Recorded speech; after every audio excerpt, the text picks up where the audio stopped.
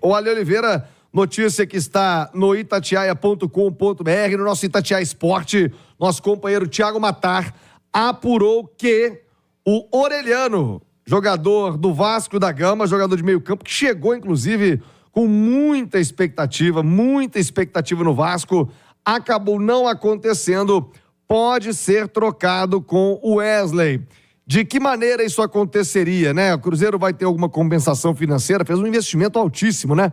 Mais de 15 milhões de reais. O Orelhano é muito jovem, tem apenas 23 anos de idade, jogador de meio campo, ele é muito habilidoso. Eu acompanhei o Orelhano, tem 1,70 m de altura, é de Buenos Aires e, como eu disse, ele chegou no Vasco com muita expectativa, mas até o time do Vasco também, convenhamos, não ajudou. E aí o Orelhano do Vasco da Gama, ele que apareceu e jogou no Vélez, veio do Vélez Sarsfield, o Vasco pagou quase 4 milhões de euros pelo jogador, então na verdade daria elas por elas de investimento, né?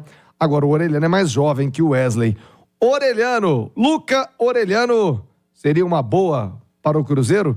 A par de dizer que o Wesley indo já é bom negócio. O Wesley é um dos maiores salários do clube, foi um investimento que você já disse aí, que foi um investimento alto, que pros padrões, inclusive da SAF do Cruzeiro, né? Foi o maior investimento da SAF, né? Então, assim, e eu acho que ele, eu não vou dizer que ele foi péssimo, mas eu acho que ele não se pagou no custo-benefício, ele acabou não se pagando.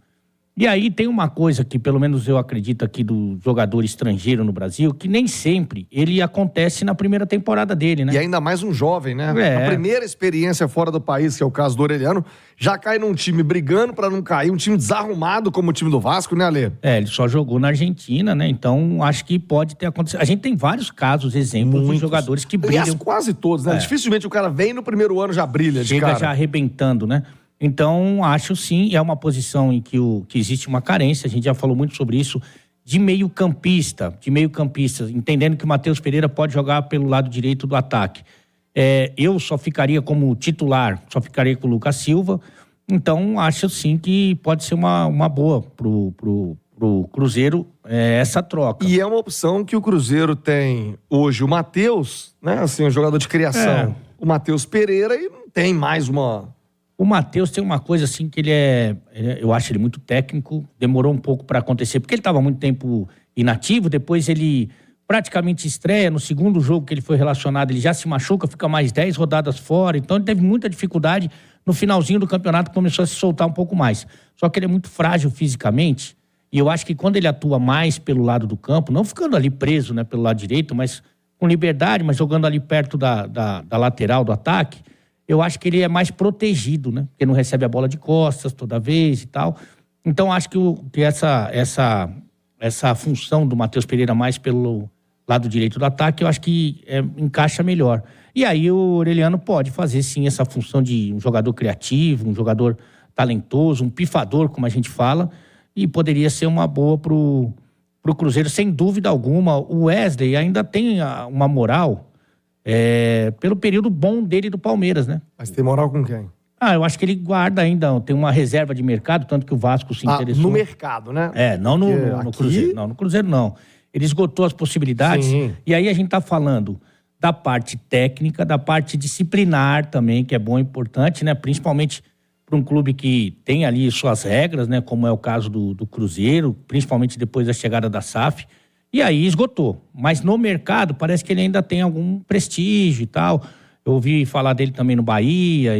Então, assim, mas no Cruzeiro não tem ambiente. A gente falou, inclusive, né, Thiago, na oportunidade, depois dele ser titular contra o Goiás, os caras inventaram meio que uma operação para ele fazer, que não precisava, que não tinha necessidade. O clube jogando a vida dele nas 2 últimas rodadas. Não, vamos fazer a cirurgia e tal. Isso ficou muito mal explicado.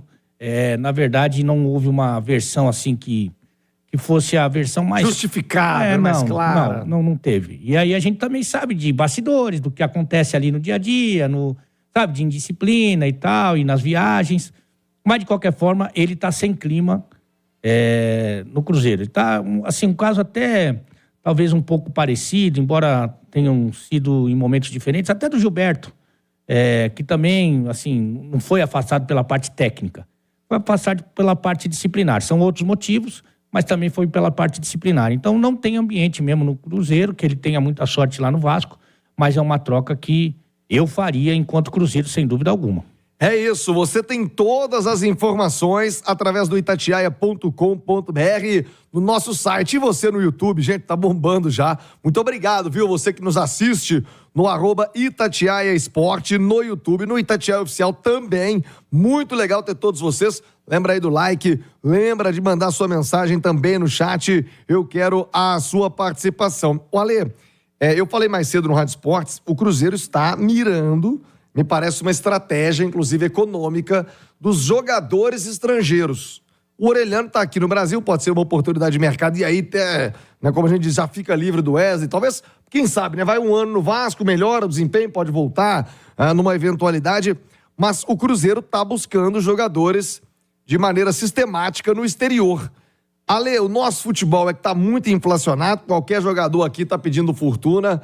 Não temos talentos suficientes do futebol para haver um investimento maior por aqui, ou é uma questão econômica, né? O dinheiro, por exemplo, na Argentina não está valendo nada, o peso argentino está uma tragédia, uma inflação gigantesca. Pode ter a ver também com a questão financeira, Ale?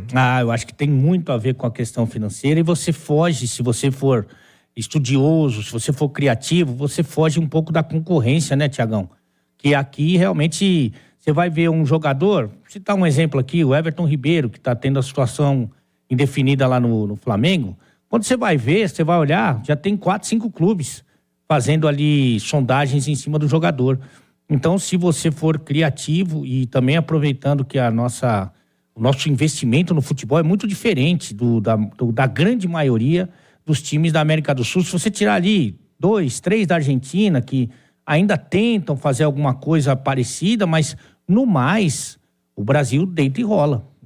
Na América do Sul, ninguém... É a prova disso que nas últimas 5 Libertadores, só Brasil, né? Exatamente. Então, essa é uma prova definitiva. Então, é um mercado menos caro, mas você tem que conhecer bem, você tem que estudar muito e tem que ter um pouquinho de paciência, né? Não vai ser o cara chegando aqui, chegou no aeroporto, chegou em Confins, Confins nem é Belo Horizonte. Você acertou o nome do aeroporto. Não, o aeroporto eu vou todo dia, né? Buscar sempre uma sogra, um papagaio. Confins é região metropolitana. É o Aeroporto Internacional de Belo Horizonte, que fica na cidade de Confins. Aliás, um abraço para todo mundo lá. Cleison Veloso foi árbitro aqui da federação, mora lá em Confins. Confins tem um campo legal, um estádio bacana. Pode morar no aeroporto, que é gigante lá, hein? Também. Você pega o portão 32, você tem que chegar um dia antes. A caminhada no aeroporto mas o gringo não vai chegar aqui e vai... Pode até chegar, mas em geral, né, a maioria das vezes não acontece. O cara não chega e explode, né? Tem uma turma, por exemplo, tem uma sequência ali principalmente de colombianos, que fica um pouco deslumbrado com tudo que... Isso é um negócio. Não é? Colombiano, equatoriano. Tem. Não tem um que dá certo. É difícil, mas difícil. O cara chega aqui, eu me lembro, sabe, de um que chegou no Cruzeiro, talvez você não tava aqui, o Guerron. Lembro. Rapaz, esse homem chegou numa pompa. Esse homem chegou numa moral, que ele tinha arrebentado numa Libertadores, se eu não me engano, com 11 Caldas. Ou LDU, não sei. Mas ele chegou aqui numa moral, fortão, batia... meu filho, mas quando ele caiu na noite, só que viu a moezada. Mas da camareira, a direção não perdoava ninguém, meu filho. O homem foi o terror. Os caras deslumbram, né, Lê? Então tem tudo isso que tem que ser levado em consideração. E outra coisa, tem Desenterrei. Tem uma realidade que a gente tem que citar também, Tiagão, que é o seguinte, como, por exemplo, você vai pegar esses países que a gente falou, mas até boa parte dos times da Argentina, como eles não têm essa verba para contratar, é muito natural que o menino da categoria de base tenha mais oportunidades. E aí ele vai ganhando confiança, vai ganhando minutagem, faz uma boa Libertadores e os times brasileiros vão lá e oferecem uma grana. Será que isso não aconteceria se a gente olhasse com mais cuidado para nossas categorias de base? Sabe? Se a gente não fizesse essa transição com mais tranquilidade, né?